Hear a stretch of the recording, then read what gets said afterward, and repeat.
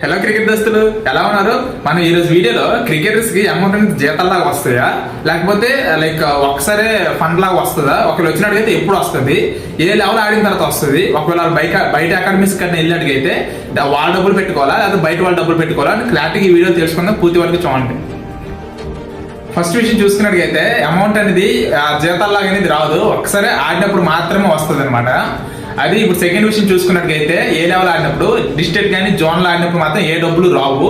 కానీ only state matches debut చేసినప్పుడు మాత్రమే, డెబ్యూ అంటే లైక్ స్టేట్ సెలెక్ట్ అయినప్పుడు మాత్రమే అమౌంట్ అనేది వస్తుంది అనమాట.